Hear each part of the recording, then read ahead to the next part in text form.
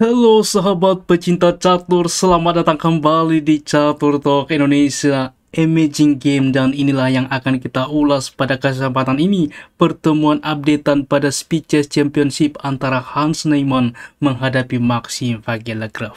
Bagaimana permainannya dan siapa yang lolos ke babak berikutnya? Mari kita simak. Hans Niemann mengawali permainan dengan langkah pion ke-4 dan dibalas oleh Maxim Vachier-Lagrave. Pion ke C5 memilih pertahanan Sisilia.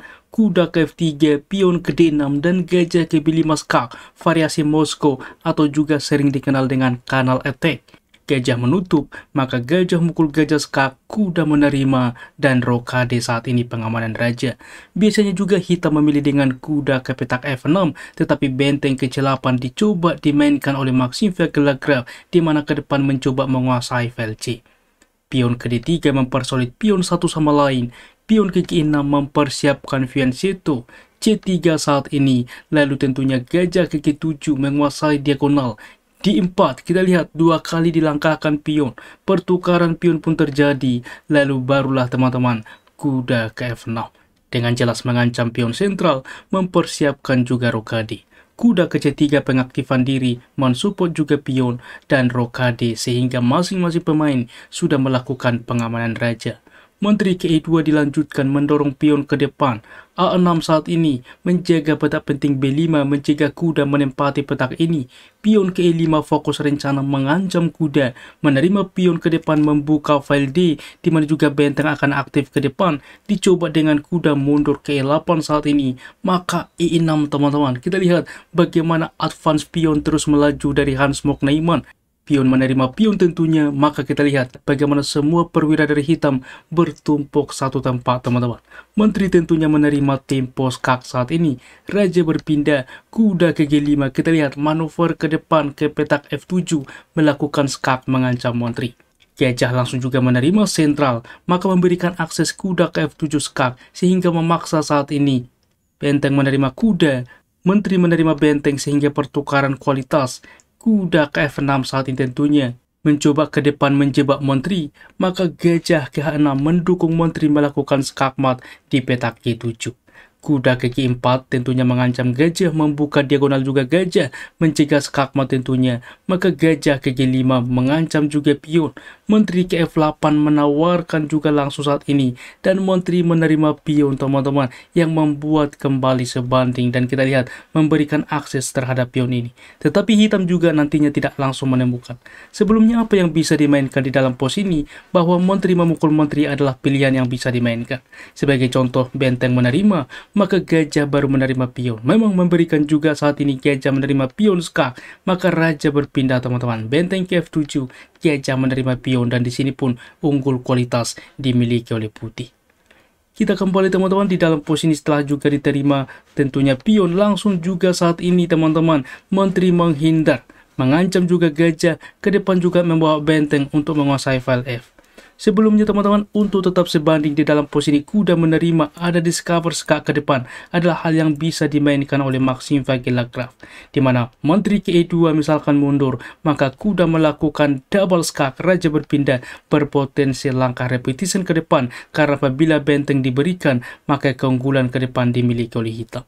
Kita kembali teman-teman di dalam pos seperti ini, dimainkan menteri ke F5, maka gajah ke E3 saat ini menawarkan juga gajah. Gajah ke E5 menolak, memantau juga pion H2, maka pion ke H3 mengancam kuda. Kuda ke F6 mundur saat ini, maka gajah ke H6 langsung juga ancaman skakmat teman-teman. Kuda ke G8 mengancam menteri, membuka diagonal gajah tentunya mencegah skakmat, maka menteri juga berpindah mensupport juga gajah. Menteri ke F7 juga menghindari pertukaran, dan menteri ke D2. Kita lihat bagaimana manuver menteri yang notabene-nya tetap juga harus mensupport gajah H6. Kuda ke E7 berlanjut, maka gajah ke G5, dilanjutkan kuda ke F5, lalu benteng ke D1 memantau pion ke depan. H5 saat ini mengambil inisiatif, maka benteng ke E1 menekan gajah ke depan. Raja ke H7, maka kuda ke sentral saat ini. Kita lihat bagaimana sentralisasi kuda yang dimiliki oleh Hans Niemann. Benteng ke C4 dimainkan, maka kuda ke E3 menawarkan juga kuda mengancam benteng. Benteng mengancam menteri. Menteri ke E2, benteng juga mengepin kuda. Bagaimana melanjutkan? Menteri juga mengancam benteng teman-teman. Kuda kecil 5 mensupport benteng, maka kuda memukul kuda, pertukaran pion menerima, lalu saat ini gajah ke E3 menekan juga kuda. Kuda tentunya ke E6 saat ini, maka gajah ke C1, kita lihat teman-teman, membuka file E menawarkan ke depan benteng. Oleh sebab itulah kuda mengancam menteri saat ini. Menteri ke D3 tetap juga ancaman yang sama. Menteri ke E6 mensupport, maka diusir benteng dengan F3 saat ini. Benteng ke H4 berlanjut raja ke F1, yang tentunya apabila diterima teman-teman bahwa pion ini sedang dipin sehingga raja berpindah, kuda ke E6 dilanjutkan manuver ke depan mengancam menteri. Gajah ke E3 manuver juga mengancam benteng ke depan. Benteng ke E4 mengancam pion, maka menteri ke B3 mensupport juga tentunya ke depan mengancam pion. Benteng ke A5 manuver ke depan untuk juga mengancam menteri. Menteri terlebih dahulu menerima pion tempo skak. Gajah menutup ke G7 dan benteng saat ini juga langsung menerima pion mengepin juga kuda. Benteng menerima pion, apa yang dimainkan teman-teman? Langkah menteri juga untuk ke petak E7 pilihan atau bahkan gajah berpindah untuk juga membuka benteng teman-teman. Sebagai contoh benteng menerima pion, maka menteri ke E7 3 kali mengancam kuda. Keunggulan signifikan pun dimiliki oleh putih, namun tentunya waktu sudah mulai krisis. Di sini dimainkan juga menteri ke B3, tetapi benteng juga langsung menerima pion saat ini. Maka coba teman-teman Anda post video ini, apa langkah brilian yang ditemukan oleh Hans-Mok Neyman di posisi seperti ini. Bagaimana teman-teman? Selamat bagi Anda yang bisa menemukan ia melakukan pengorbanan menteri menerima benteng teman-teman, dan ini langkah brilian yang dimainkan oleh Hans-Mok Neyman pada detik-detik terakhir. Tentunya gajah menerima saat ini, maka idenya gajah ke F2, kita lihat saat ini sudah membuka benteng.